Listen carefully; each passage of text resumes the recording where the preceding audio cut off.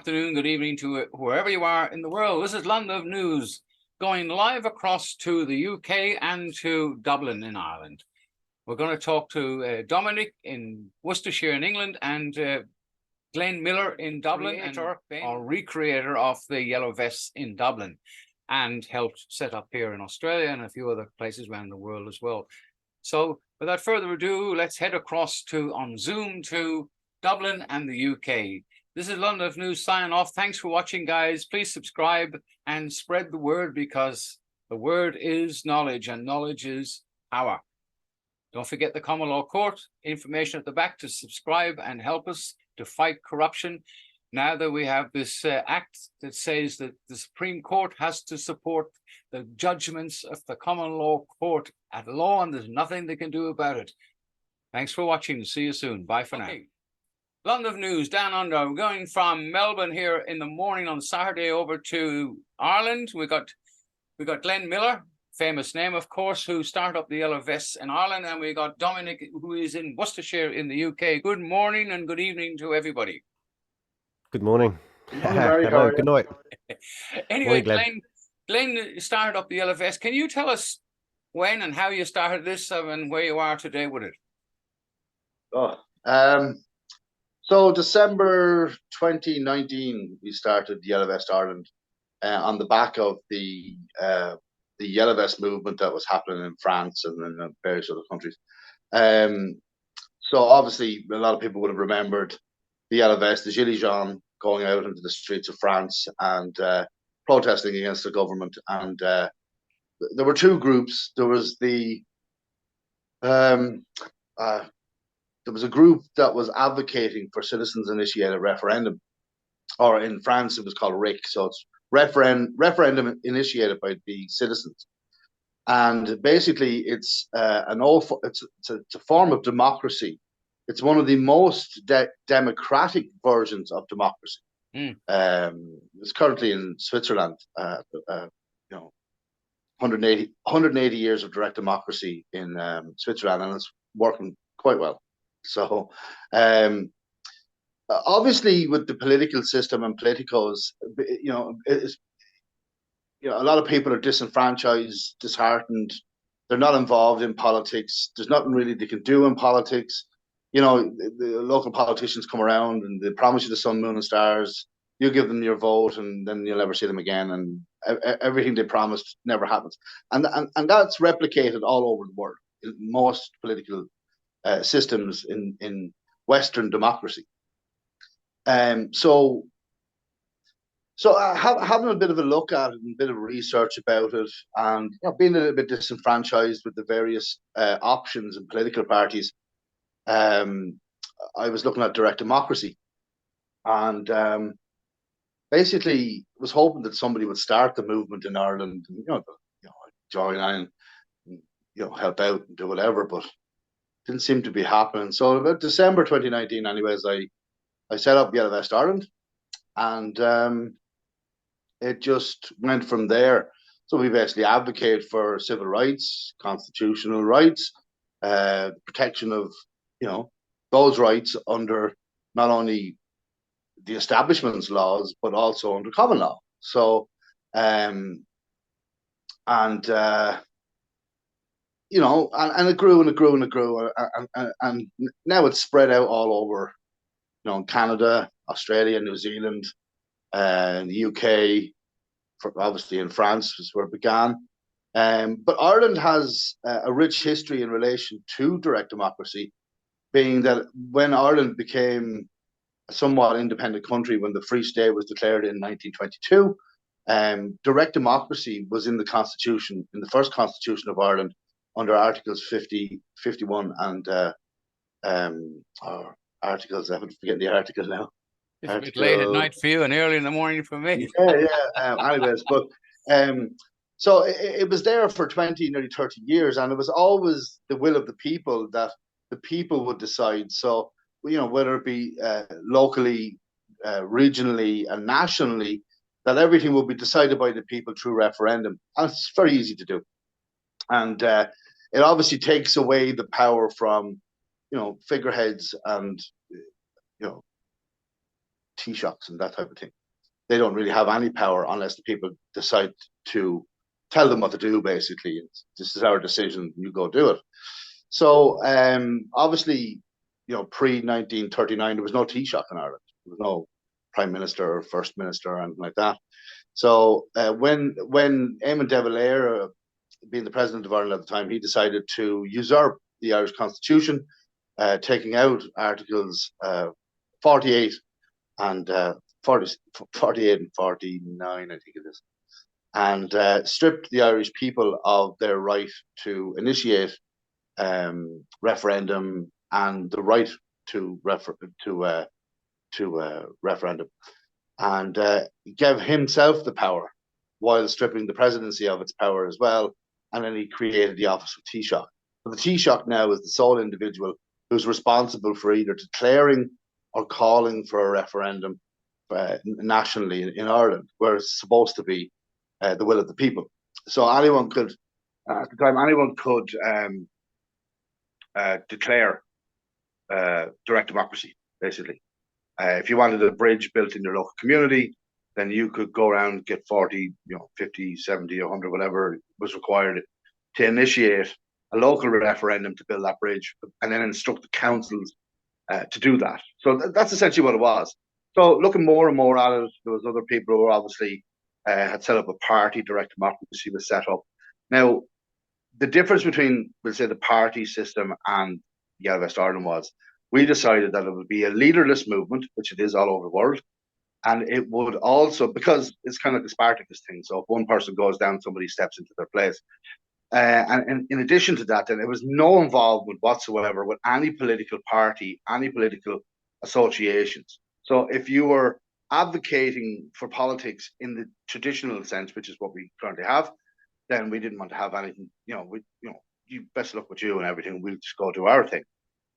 So the whole idea is to educate, change the culture, that people are able to take responsibility, are able to get involved in politics, and if only we could introduce direct democracy as the political, the whole system, then there wouldn't be parties wouldn't have the ability to, first of all, create the issue, and then tax you to pay to solve the issue, or more importantly, to maintain that issue and never solving it. Because in every country in Western society, there's a problem with health, there's a problem with education, there's a problem with welfare, there's a problem with poverty, and poverty being the worst form of violence. The biggest problem is that there's no solution. There's no final solution. There's no, we could build all the houses in the world to house all the homeless. We could build all the houses, because there's plenty of money there. If there's loads of money to send rockets into space or to blow up half of Eastern Europe. So the issue is, if there was direct democracy there, then the people themselves. Now, that goes back to the psychology of, basically, if you put 1,000 good people or 100 good people into a room, they will make without any interference from, politicos and, people advocating for various different, what do you call it? What do you call them? Politicians. I call them yet to be convicted criminals. I mean, what do you call the guys?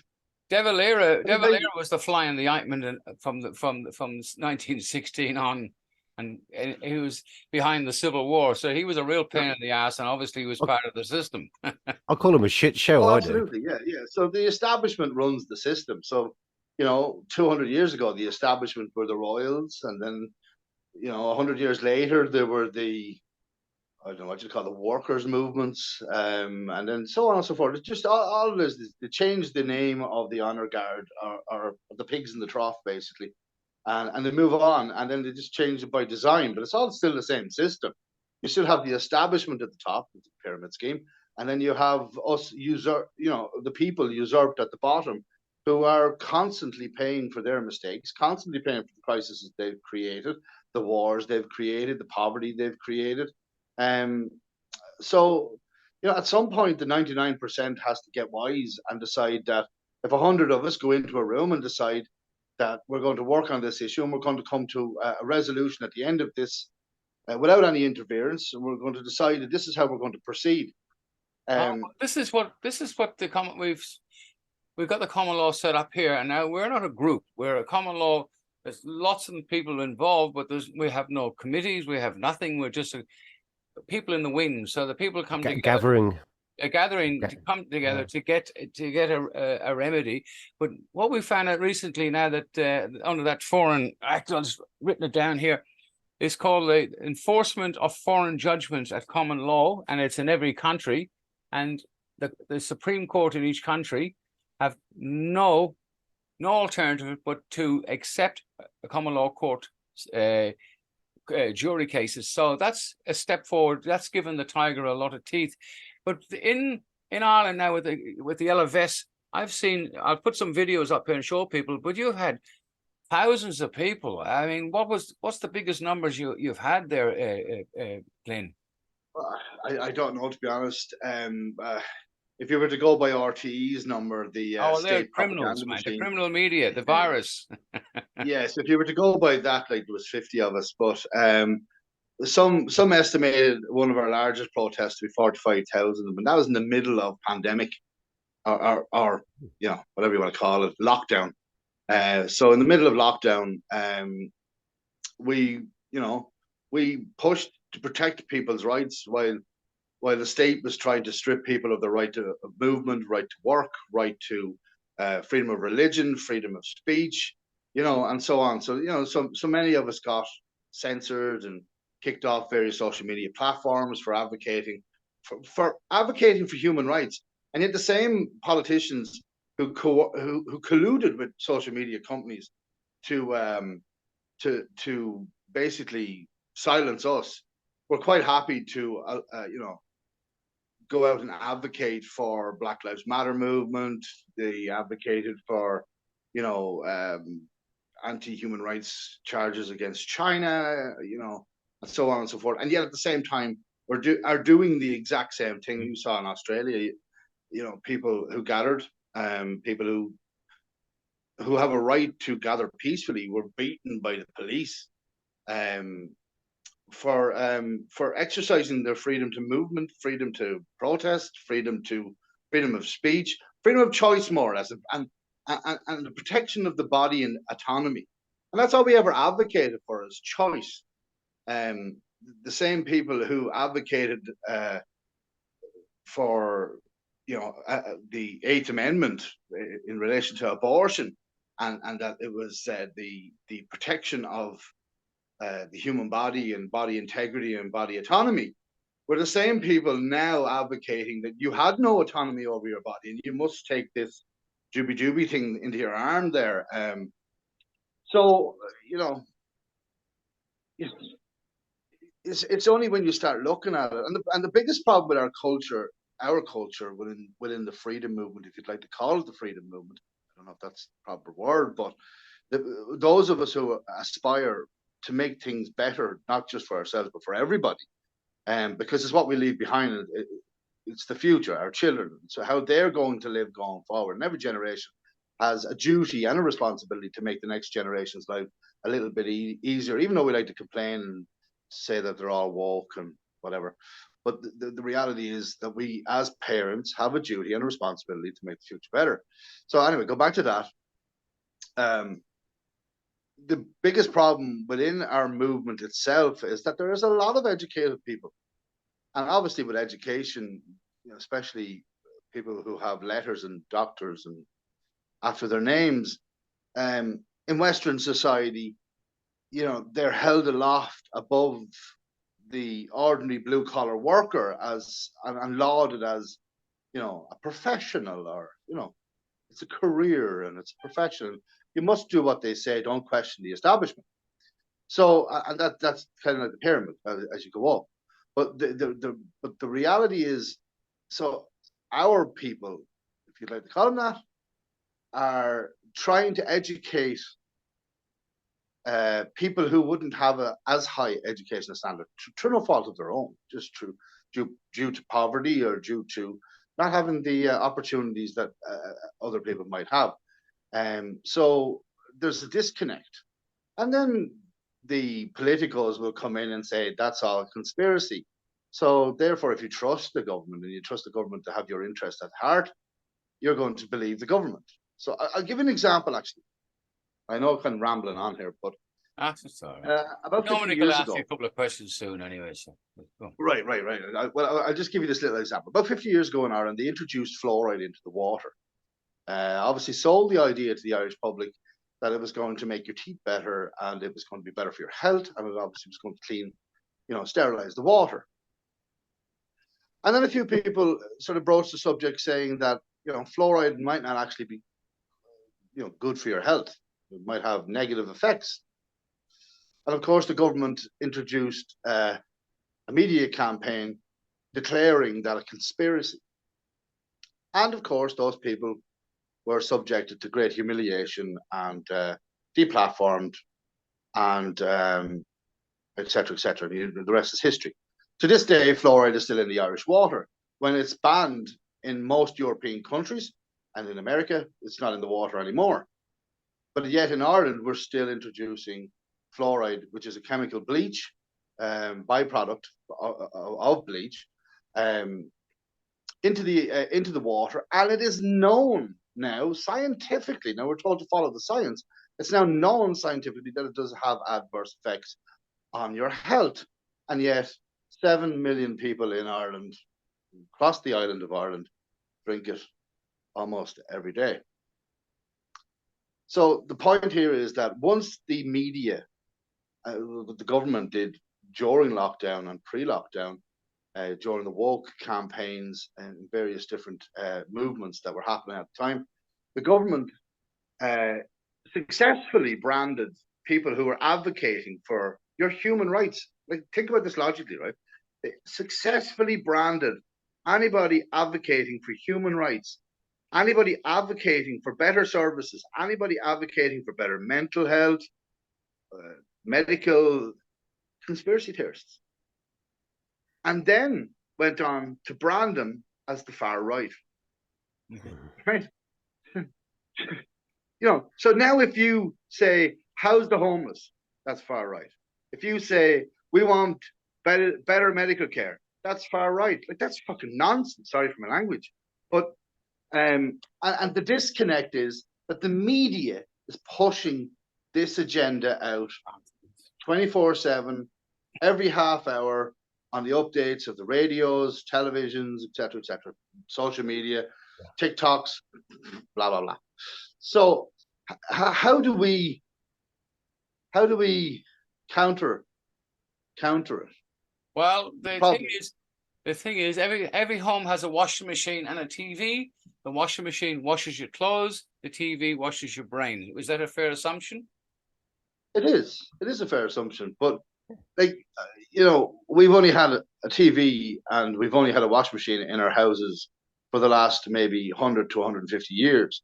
Prior to that, 250,000 years, people actually survived, actually got by, built cities, built communities, developed some of the most stunning artwork, technology, medicine, prior to all of that stuff. So, where's the balance going forward? The question. Yeah, well, it's like the establishment took what Hitler did at the beginning of the First War, well, before the Second World War started. What Hitler did is exactly what the establishment governments. Well, talking of Hitler, he was a big user of fluoride, wasn't he, for starters? Oh yeah, and a huge user of social media. He gave everybody free radio so you could listen to his shit every night of the week. And before that's long, exactly what we do now with mainstream media. They're the mouthpiece of the corporations calling themselves a government. Yeah, absolutely. So if you ever wanted to see, like, if you're into history or anything, but people would always wonder, how did they get people to do what they did, right? How did they get to do the travesties, the criminality? How did they get them to do that? Because it takes a certain type of person. But the reality is, we just went through the last 3 years of lockdowns and various different stupid rules, and people just lapped it up.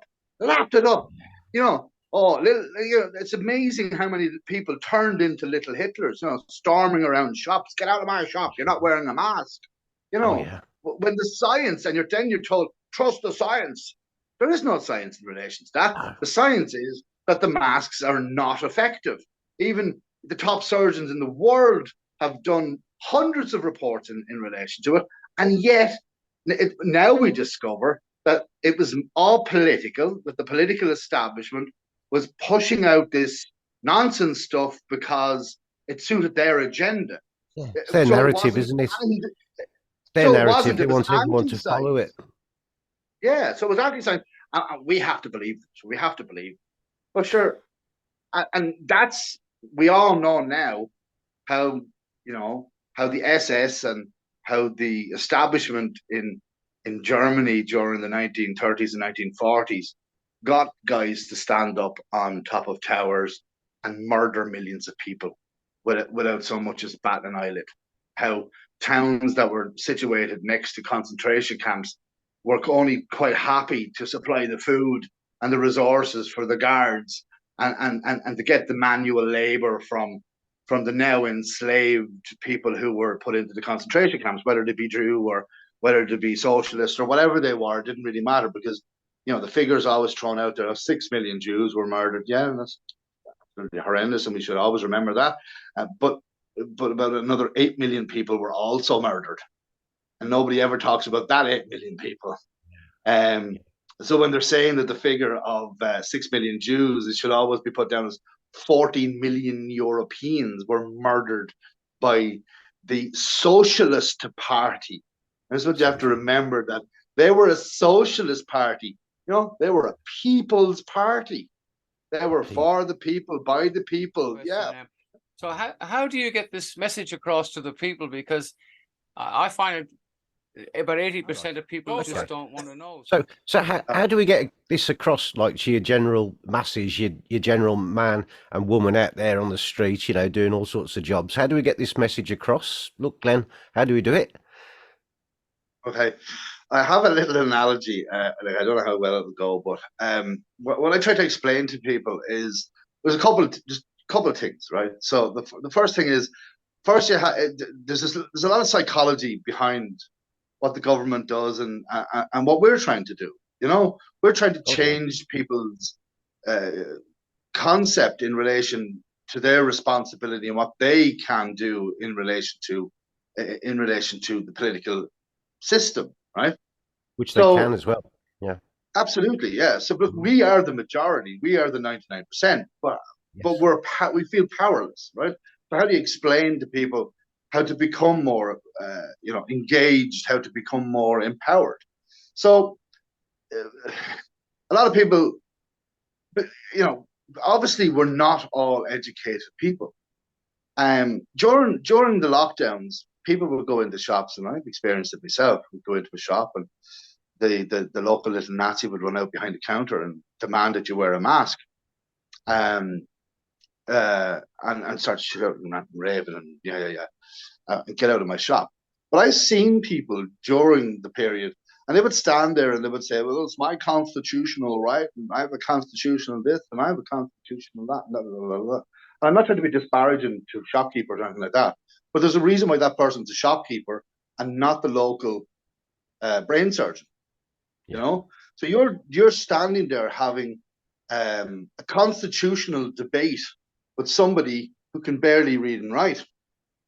In most cases, again, I'm not trying to be disparaging. I'm just trying to show you, to explain the sort of level. So I'll give you another example. So breaking it down. Yeah. So if you went down to the local zoo, and you went into the local zoo, and you decided to go up alongside the monkey cage there and start to explain to the monkey about common law. And you're going to sit there, common law, and there's we do this and we do that, and we do, and the monkey's going to be looking at you going, "Fuck," obviously. What the fuck's he on about? Yeah, he's just going to be looking at you confused, and in most cases, a chimpanzee will just throw a big bucket of shit on you. So the reality is, and the monkey will go away none the wiser. you know, haven't been delighted that he threw a book of shit on you. Yeah. But the He's point going to is think this. you're talking Yeah, crap like, and yeah, I know. Yeah. yeah. So, So the thing is, the government, the establishment have successfully used the media because they have unlimited wealth, they have unlimited access to funding, and they have unlimited amount of people within their system willing to collude to protect the system. Okay, yeah, it's the so mouthpiece. those Yeah, successfully ran a campaign to smear anyone saying, look, we could do better than this. We can be better than this. We, you know, so anybody now that, yeah, as I said, like anybody's calling for better is now called the far right. Like you're now, they're now comparing you to Hitler they've got to or have to something to Mussolini. fight back against you, haven't they? They've got to have, if you've got all these people who know better, they've got to have something to fight back to get Yeah, these people who do know better. Yeah, and that's one aspect of it. Now, here's the more sinister aspect of it. You also have people, as I said, they're not everybody can be Einstein, but you've also got people who are very passionate, who are very willing and able to give their support and try their best to help and push back against the establishment, but they don't have the educational level to actually not actually be pushing conspiracy theories. So what happens as a result of it, then we all get branded conspiracy theorists. You know, we're all there waiting for the aliens to come down and hollow earth and the flat earth. And yet Balloons. all we're saying is, you know, there's a homeless crisis. Last year, the Irish government claimed they built 26,000 houses with 11,500 people homeless living in emergency accommodation, some of them on the streets. Yeah. 3,000 of them, of that 11,000, being family units. Surely, in the 26,000 houses that they built, that those 3,000 families could have been accommodated, but no, they weren't. And there's another whole reason behind that. We're not going to get into that tonight. But the reality here is, this is not just going on because of the supposed pandemic, and this is not just going on because of the Ukrainian conflict with Russia. This has been going on for well in excess of a decade. It's obviously, it's nearly 2 decades of Fianna Fáil and Fine Gael joint policy to create this climate, to create this crisis, not just in housing, but also in our health system and our education system. And now it's got to the point where people can't afford their rent. People can't afford their mortgages. People are working. Like there was a guy in the other day, and he was talking to me, and him and his wife are working full time, and they both earn around €2,000 a week. I said, that's extraordinary. That's a massive amount of money. But they can't pay their bills.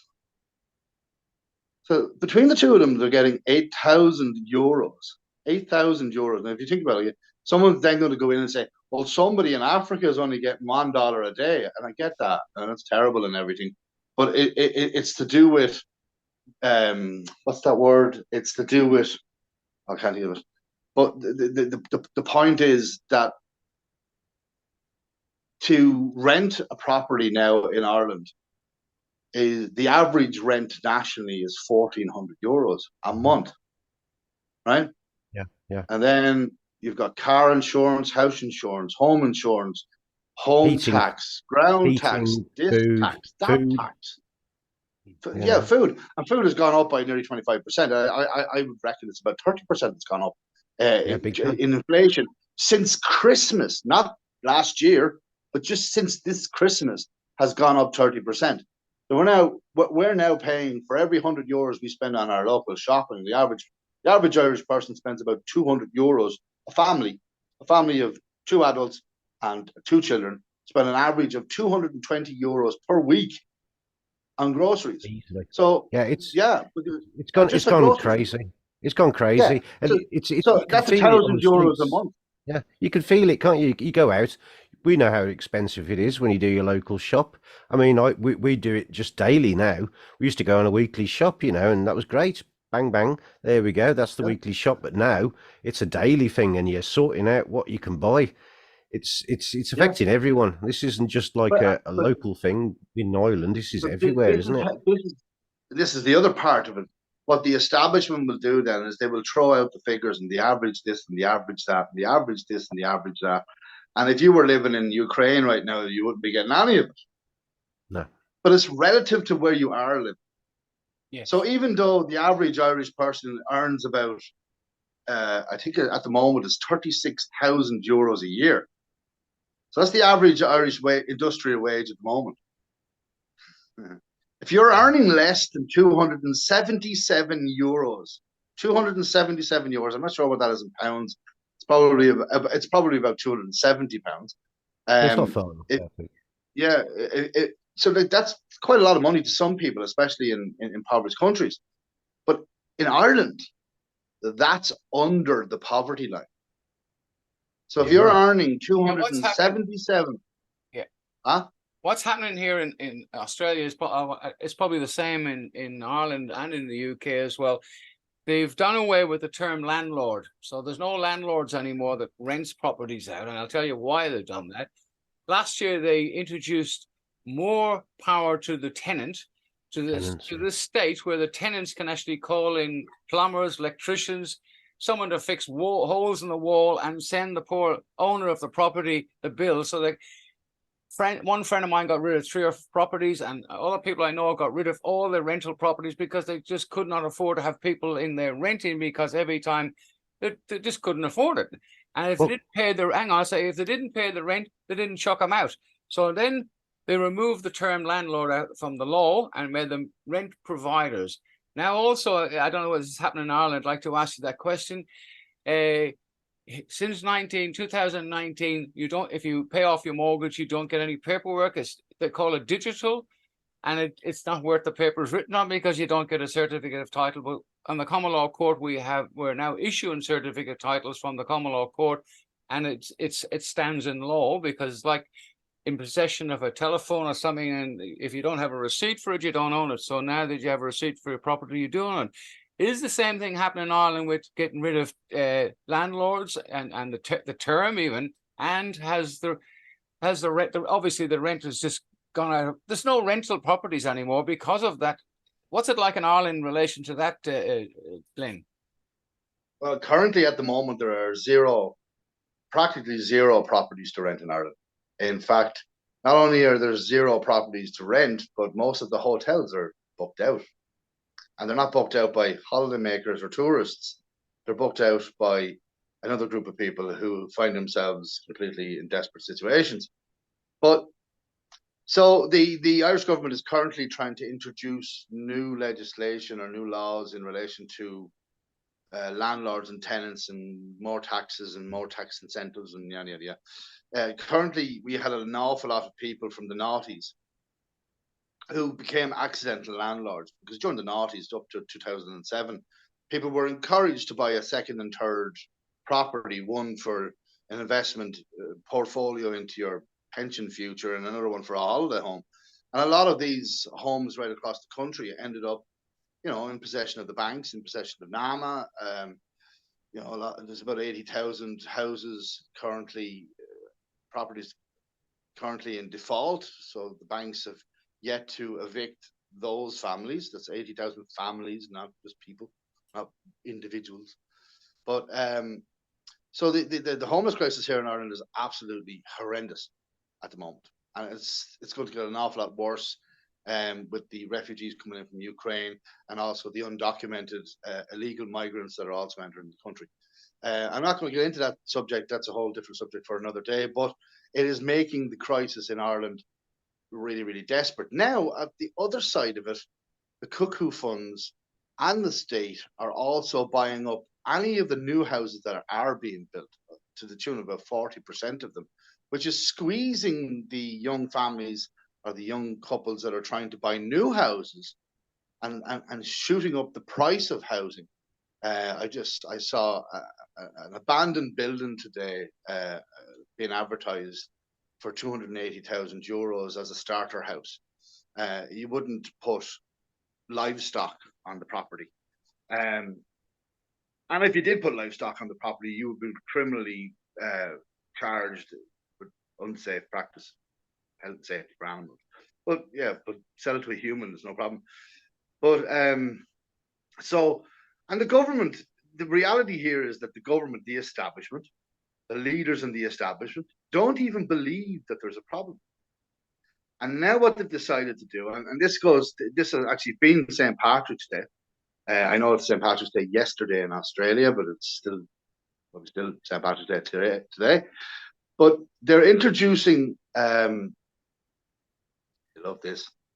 So the Irish people who found themselves being economically exiled out of Ireland for work and for better prospects in lives, people who would have had mortgages in Ireland and would have had to leave Ireland around 2008, 2009, 2010, so on.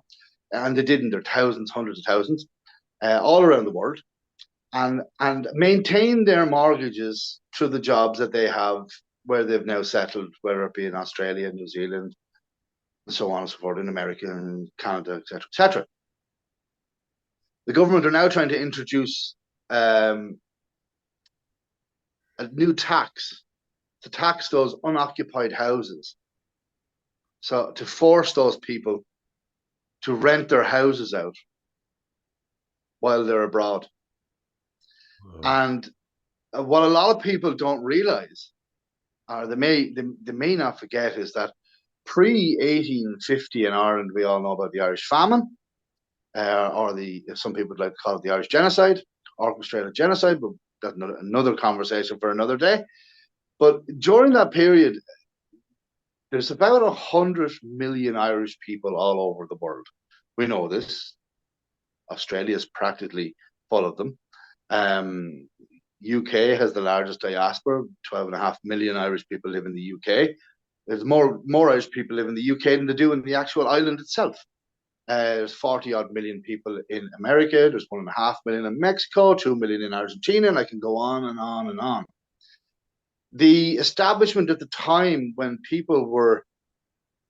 landlords, we'll go back to that hated word, landlords were paying for Irish peasant farmers to be evicted from their lands, and they would pay for their ferry to distant lands, which they went in their millions. Those people, especially landowners who would have been landowners in the Protestant gentry, were dispossessed of their lands. And that's why Ireland itself has a very unusual relationship with its diaspora. You know, we love you enough, but don't come home. You know, that's the Irish politicos, the establishment Fianna Fáil. That's been their 100-year in power. You know, we love you, Irish diaspora, but just don't come home. You know, because if they do come home, they have claim over ancestral lands under common law. And that will create awful problems for the establishment who now maintain and use those lands. So if you look at the Israel and how Israel approached its diaspora, becoming one of the most powerful nations in the Middle East, never mind their politics, we're not going to get into that. But they used their diaspora and cherished their diaspora all across the world and built up one of the strongest nations. In half the period, the Irish establishment has kept the Irish population below growth levels for almost 100 years. And in the first time in 100 years, the Irish population has increased by 1.5 million people in 10 years, simply not because of Irish births, but because of inward migration to Ireland. So, you know, when you start talking about these things and start trying to connect the dots and how all of this stuff is repeating, they're just changing the names all the time. People kind of go, oh, too much for me. Wait, no, too much for me. That's melted my head. I can't deal with this stuff anymore. I'm switching off. The government are right. You're all conspiracy theorists, because that's the easiest answer for a stupid person. It's because most people are inherently lazy. Easiest answer is, yeah, I'm going to watch the football. I'm going to stick on a bit of Neighbours, and I'm just not going to bother my arse, you know. So yeah, what we have to do, the solution basically, is education. And as a military man, the easiest way to educate people is you run as fast as the slowest man. And there's your solution. I love it. Dominic, you're in the building trade in England. Is the same thing applied over there? The landlords have gone, the property ownership thing, the certificates have gone. So it's pretty much the same in England, isn't it? Yeah, I believe so. I've heard, yeah, I think it's like tenants, as you were saying earlier. I think they've changed it to tenants. I'm not big up on it myself, but yeah, I think there is a change how they operate the system. It's not a landlord anymore. Yeah, as you say, I think it is the word tenant that they're using. Here, in Australia now, if when you could get a certificate title, it said you're as an owner, you just paid off your mortgage, you are now a tenant in your own property. So that the word tenant, and of course, if you go back to the Oxford Dictionary and stuff, you'll see what that means. But a fee simple, it's a lease basically, which our property in Ireland is freehold. I think there's very little here in Australia and in England. It's a fee simple lease. It's a lease, and it's fee simple, they call it. And that's just basically a grant by the Crown. So that's been removed here when the Queen. See, now we're supposed to be under the Constitution and the Crown, but the Crown was removed by the Labour Party. Once the Labour Party got in here in 73, Whitlam got rid of the Crown. Then he brought in the Queen of Australia, which was nobody ever understood what that was, and nobody cared.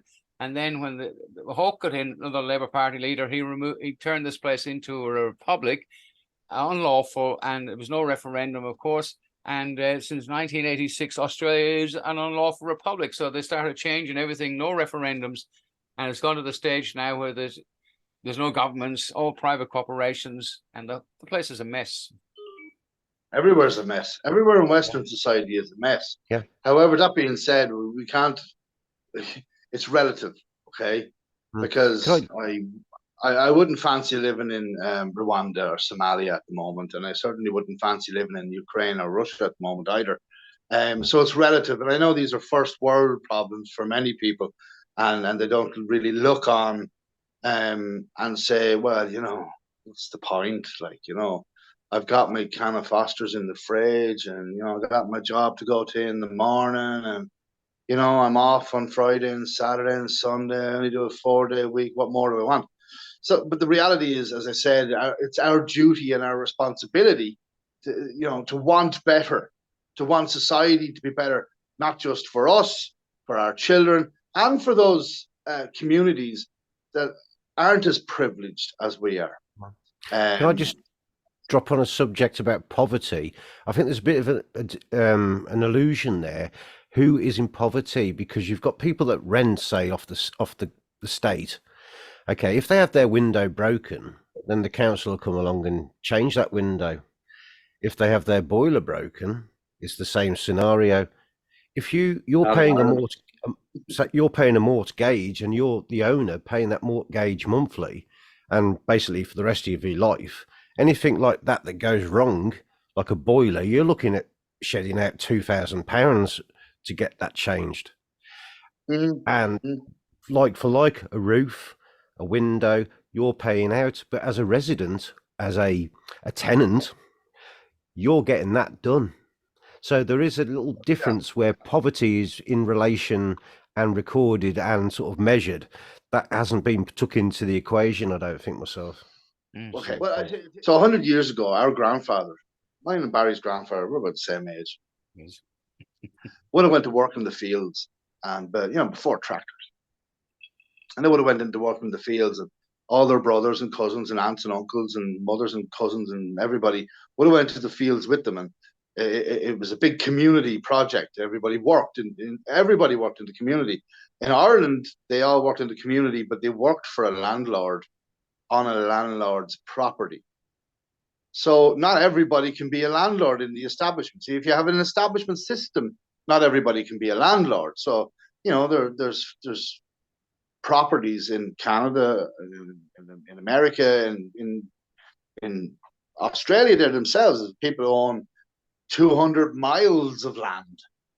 You know, it takes them 3 or 4 days to fly in a helicopter across their property. Like, nobody should have that amount of property because it's not their property in the first place. They stole it from another group of people.